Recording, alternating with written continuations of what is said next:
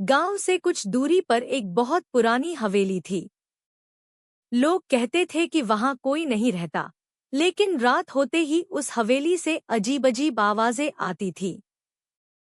कभी रोने की, कभी हंसने की और कभी जीरों के घिसटने की।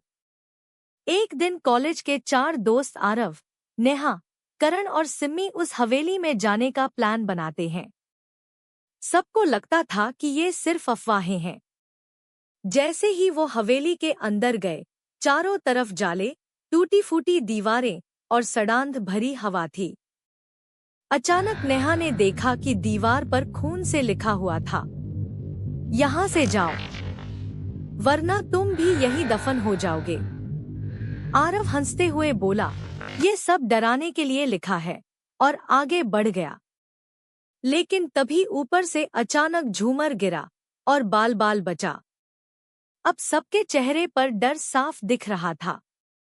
हवेली के बीचों बीच एक पुराना कमरा था। उस कमरे का दरवाजा आधा खुला था।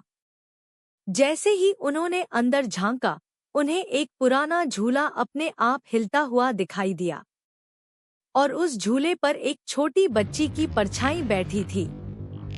वो बच्ची धीरे धीरे गुनगुनाने लगी, क्यों आए, क्यों आए। सिम्मी चिल्ला उठी और सब भागने लगे, लेकिन दरवाजा अपने आप बंद हो गया।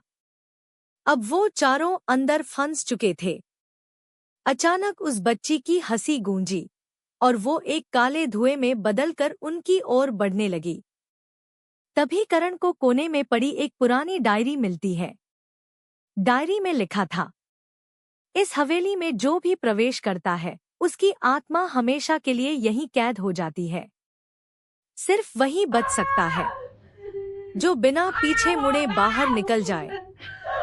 अब सब जान बचाने के लिए दरवाजे की ओर दौड़े, लेकिन जैसे ही नेहा ने पीछे मुड़कर देखा, उसकी चीख निकल गई।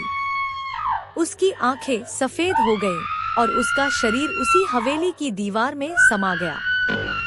बाकी 3 लोग दरवाजे से बाहर निकल गए, लेकिन आज भी गांव वाले कहते हैं, रात में हवेली से किसी लड़की की चीख सुनाई देती है, और वो लड़की कोई और नहीं, नेहा है। वीडियो अच्छी लगी तो लाइक करें, बेल आइकन को दबाकर चैनल को सब्सक्राइब करें। धन्यवाद।